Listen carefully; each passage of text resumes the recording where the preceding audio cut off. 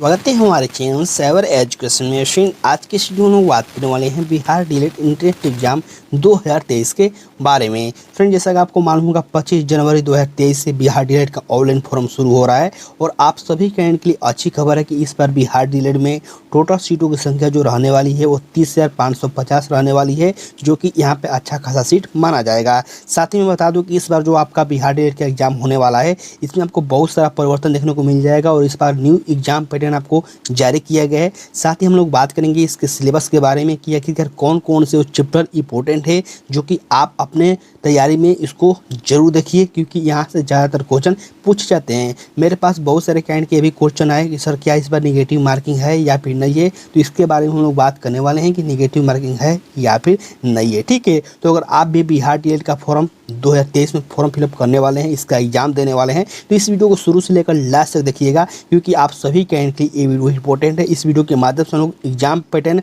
और सिलेबस को पूरे डिटेल में समझने वाले हैं। सबसे पहले इस वीडियो को दोस्तों के साथ ज़्यादा शेयर कीजिएगा। साथ ही अगर अभी तक आपने हमारे चैनल को सब्सक्राइब नहीं किया है तो चैनल को सब्सक्राइब कर लीजिए, क्योंकि यहाँ बिहार डीएलएड से संबंधित पल पल की अपडेट सबसे पहले दी जाती है। सो फ्रेंड, यहाँ से देख सकते हैं मैंने इसके ऑफिशियल एग्जाम पैटर्न को ओपन कर रखा है। सबसे पहले हम लोग एग्जाम पैटर्न समझते हैं, इसके बाद मैं आपको सिलेबस दिखाऊंगा टॉपिक वाइज और सब्जेक्ट वाइज। ठीक है, यहाँ पर देखिए मेंशन किया गया है प्रवेश परीक्षा यानी कि टेस्ट एग्जाम, और यहाँ पे देखिए मेंशन किया गया है प्रवेश परीक्षा ऑनलाइन माध्यम कंप्यूटर बेस्ड टेस्ट से आयोजित किया जाएगा और इस परीक्षा में 120 प्रश्न होंगे जो कि क्या होंगे, ऑब्जेक्टिव होंगे। तो मैं बता दूं कि इस बार जो आपका एग्जाम होगा बिहार डीएलएड का ये ऑनलाइन होगा। ठीक है, यहाँ पर साफ तौर पर देखिए मेंशन किया है कंप्यूटर बेस्ड टेस्ट यानी कि ऑनलाइन आपका एग्जाम लिया जाएगा। पिछली बार बिहार डीएलएड का एग्जाम हुआ था, उस समय जो प्रश्नों की संख्या थी वो 150 थी यानी कि 150 थी, लेकिन अब प्रश्नों की संख्या कम कर दी गई है, तो बिल्कुल आप इस बात को भी ध्यान दीजिएगा। ठीक है, नीचे आने के बाद यहाँ देखिए मेंशन किया गया है नॉर्मलाइजेशन के बारे में कि आखिरकार जो आपका एग्जाम होगा अगर अलग अलग शिफ्ट में होता है तो फिर आपका नॉर्मलाइजेशन भी होगा, जो कि मेंशन किया गया है ताकि कोई भी कैंडिडेट को नुकसान ना हो। इसके लिए आपका नॉर्मलाइजेशन की प्रक्रिया वो अपनाया जाएगा, जो कि यहाँ पे देखिए मेंशन किया गया है। ठीक है, यानी कि एक से अधिक पालियों में अगर एग्जाम होता है तो उसके बारे में मेंशन किया गया है। अब जब नीचे आएंगे तो यहाँ पे देखिए मेंशन किया है कि आखिरकार आपका जो एग्जाम पैटर्न है क्या रहने वाला है, कितने घंटे का एग्जाम होगा। तो यहाँ पर देख पाएंगे प्रवेश परीक्षा की अवधि यानी कि आपको समय कितना दिया जाएगा एग्जाम देने के लिए। तो यहाँ पर देखिए मेंशन किया गया 150 मिनट यानी कि आपको टोटल 2.5 घंटे समय दिया जाएगा एग्जाम देने के लिए, जो कि अच्छा खासा समय मान सकते हैं। ठीक है, क्योंकि जब आपका प्रश्नों की संख्या 150 था उस समय भी आपको जो समय दिया जाता था क्वेश्चनों को हल करने के लिए, उस समय भी आपको 2.5 घंटे दिया जाता है। लेकिन इस बार जो एग्ज़ाम लिया जा रहा है वो सिर्फ 120 क्वेश्चन ही रहेंगे, जबकि इस बार आपको ये टाइम उतना ही रखा गया है यानी कि 2.5 घंटा ही रहने वाला है। ठीक है, तो ये बात बिल्कुल आप समझ गए होंगे। अब हम लोग बात करते हैं कि आखिरकार क्वेश्चन पूछे कहाँ से जाएंगे। तो यहाँ पर देखिए मेंशन किया गया है 6 सब्जेक्ट आपको मेंशन किया गया। पहला यहाँ पर देखिए मेंशन किया गया सामान्य हिंदी या उर्दू। ठीक है, यानी कि अगर आप हिंदू हैं तो आप हिंदी के लिए चूज कर सकते हैं, या फिर अगर आप मुस्लिम हैं तो आप उर्दू में भी अपना जो जनरल भाषा है या फिर कर सकते हैं। जो कैंडिडेट यहाँ पे हिंदी यूज करना चाहते हैं हिंदी चूज कर सकते हैं, जो कैंडिडेट उर्दू यूज करना चाहते हैं उर्दू दे सकते हैं। ठीक है, अब देखिए नेक्स्ट जो सब्जेक्ट है वो है गणित या फिर कर सकते हैं मैथमेटिक्स। इसके बाद है science, social study, general English और यहाँ पे रीजनिंग। ठीक है, तो यहाँ पे 6 सब्जेक्ट हैं और यहाँ पर देखिए कितने कितने प्रश्नों की संख्या रहेगी। यहाँ पर मेंशन किया गया है कि जो हिंदी से या फिर जो उर्दू से क्वेश्चन आएगा वो सबसे ज़्यादा है, जो कि कितना है 25 है। ठीक है, साथ ही मैथमेटिक्स से भी आपको अच्छा खासा क्वेश्चन देखने को मिलेगा, जो कि यहाँ से 25 है। अब देखिए जो बच जाता है वो है साइंस में 20 क्वेश्चन, सोशल स्टडी में 20 क्वेश्चन, जनरल इंग्लिश में 20 क्वेश्चन और रीजनिंग में सबसे कम जो कि सिर्फ 10 क्वेश्चन रहेंगे। ठीक है, और यहाँ पे सबसे पहले आप नीचे यहाँ पे देख पाएंगे कि जो क्वेश्चनों की संख्या है वो 120 रहेगी और जो अंक निर्धारित किए गए हैं वो भी 120 हैं, यानी कि एक क्वेश्चन सही होने पर आपको एक अंक दिए जाएंगे। अब देखिए मेरे पास एक कैंडिडेट का कमेंट आया था, जो कि मैंने उनका भी रिप्लाई भी नहीं दिया हुआ है, कि सर क्या इस बार निगेटिव मार्किंग होगा एग्जाम में या फिर नहीं होगा। तो यहाँ पर देखिए मेंशन किया गया प्रत्येक सही उत्तर के लिए 1 अंक दिए जाएंगे और यहाँ पर निगेटिव मार्किंग का कोई जिक्र नहीं किया गया है। तो आप बिल्कुल समझिए कि इस बार निगेटिव मार्किंग नहीं रहने वाला है। और साथ ही बता दूँ कि ये जो एग्जाम होता है इंट्रेंस एग्जाम है, प्रवेश परीक्षा के लिए एग्जाम है, तो यहाँ पर इसलिए भी निगेटिव मार्किंग नहीं रखा जाता है। ठीक है, तो बिल्कुल निगेटिव मार्किंग को लेकर आप बिल्कुल टेंशन न लेंगे, यहाँ पर निगेटिव मार्किंग नहीं है। हालांकि जब फुल ऑफिशियल नोटिफिकेशन आएगा 25 जनवरी को, तो मैं आपको एक और बार क्लियर कर दूंगा। ठीक है, चलिए हम लोग इसका सिलेबस के बारे में समझते हैं, कौन कौन से चैप्टर इंपॉर्टेंट है, कौन कौन से सब्जेक्ट आपको कैसे पढ़ना है, उसके बारे में हम लोग समझ लेते हैं। सो फ्रेंड, यहाँ से देखिए मैंने बिहार डीएलएड परीक्षा के लिए जो सिलेबस है उसको ओपन कर रखा है।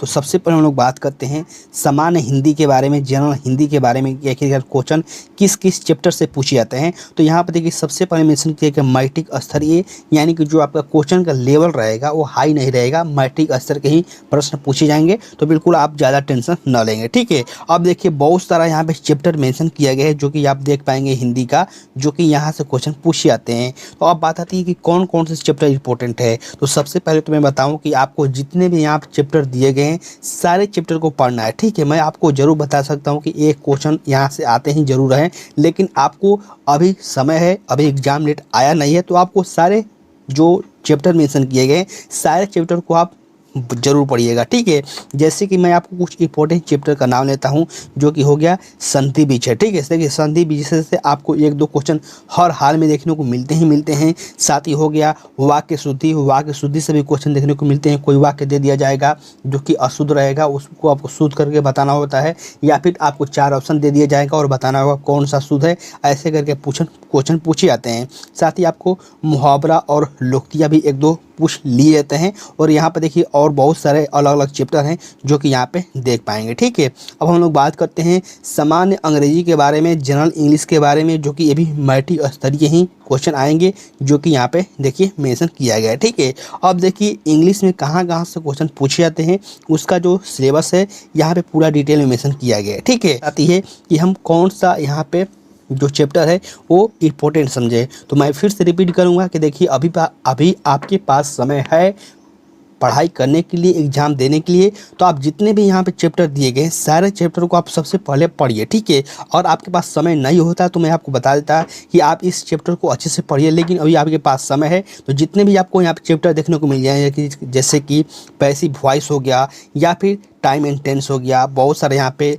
क्वेश्चन होते हैं जो कि यहाँ से पूछे जाते हैं, जो कि यहाँ पे देख पाएंगे। ठीक है, अब हम लोग बात करें मैथ के बारे में, गणित के बारे में, तो ये भी मैट्रिक स्तरीय रहेंगे। और यहाँ पर देखिए मैं आपको थोड़ा डिटेल में बताता हूँ, क्योंकि मैथ से 25 क्वेश्चन रहेंगे जो कि आपके लिए इंपॉर्टेंट है। ठीक है, 25 क्वेश्चन मैथ से रहने वाले हैं जो कि आपको समझना होगा। अब देखिए मेंशन किया गया सांख्यिकी पद्धति, यानी कि नंबर सिस्टम बहुत ही इंपॉर्टेंट हो जाता है। यहाँ से एक दो क्वेश्चन जरूर आपके एग्जाम में देखने को मिलेंगे। साथ ही आप एडवांस मैथ को भी जरूर पढ़िएगा, क्योंकि एडवांस मैथ से भी इंटेस्ट एग्जाम में ज़्यादातर क्वेश्चन पूछे जाते हैं। एडवांस मैथ कौन सा होगा, जैसे कि त्रिकोणमिति हो गया, ज्यामिति हो गया, यहाँ से जो क्वेश्चन है बहुत ही अधिक मात्रा में पूछे जाते हैं, जैसे कि त्रिभुज, क्षेत्रफल, यहाँ से क्वेश्चन ज़्यादातर पूछे जाते हैं। तो इसको भी बिल्कुल आप इग्नोर मत कीजिएगा। त्रिकोणमिति भी आप इसी में रखिएगा, क्योंकि यहाँ से भी क्वेश्चन पूछे जाते हैं। ठीक है, यहाँ पे आप देख पाएंगे कि टाइम एंड वर्क या फिर जो परसेंटेज है इसका कहीं जिक्र नहीं किया गया है, जो कि ये जनरल कंपटीशन एग्जाम में पूछा जाता है, लेकिन यहाँ पे कहीं भी जिक्र नहीं किया गया। तो यहाँ पे मैथ का सिलेबस थोड़ा आपको हट का है, जो कि जो भी कैंडिडेट जनरल कंपटीशन की तैयारी करते हैं उनको ये मालूम होगा कि हर एग्जाम में परसेंटेज या फिर टाइम और से क्वेश्चन पूछा जाता है, लेकिन यहाँ पे देख पाएंगे कहीं भी उसका जिक्र नहीं है। ठीक है, तो आप एडवांस मैथ को जरूर ध्यान दीजिएगा, जो कि आपके लिए इंपॉर्टेंट होगा। ठीक है, अब देखिए हम लोग बात करते हैं साइंस के बारे में। देखिए साइंस को भी आपको इग्नोर नहीं करना है, क्योंकि यहाँ से भी अच्छा खासा क्वेश्चन पूछा जाएगा। और यहाँ पर देखिए मैट्रिक स्तर का भी क्वेश्चन रहेगा। यहाँ पे मेंशन किया गया है कौन कौन से चैप्टर इंपॉर्टेंट है, कौन कौन से चैप्टर आपसे पूछे जाएंगे, उसके बारे में यहाँ पे देखिए बहुत सारा अलग अलग टॉपिक मेंशन किया गया है। तो आपके पास जो भी बुक है, लूसेंट है या फिर कोई भी बुक के माध्यम से पढ़ाई करते हैं, आप उसको अच्छे से भी पढ़िए।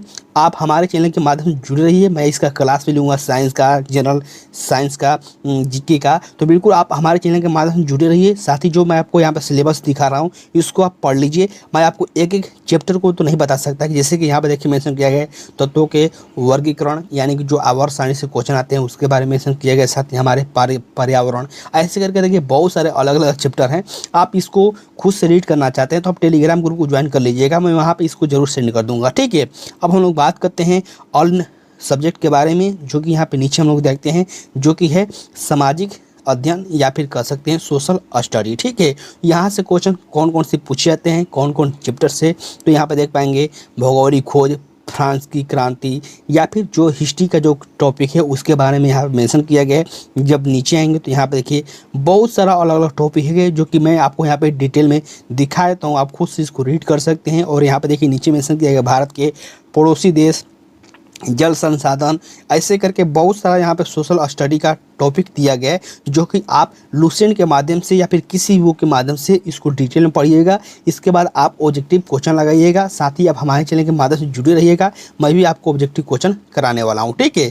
अब हम लोग बात करें रीजनिंग के बारे में, तो रीजनिंग से देखिए आपको ज़्यादा क्वेश्चन नहीं पूछा जाएगा, सिर्फ 10 ही क्वेश्चन पूछा जाएगा। और रीजनिंग आपके लिए सबसे ईजी होगा क्योंकि रीजनिंग सभी कैंडिडेट के लिए लगभग ईजी होता है। और यहाँ पर देखिए रीजनिंग में कौन कौन से चैप्टर हैं, जैसे कि यहाँ पे ब्लड रिलेशन हो गया, यानी कि जो पूछा जाता है रिलेशन वाला, जो कि आप सभी कैंडिडेट समझते हैं।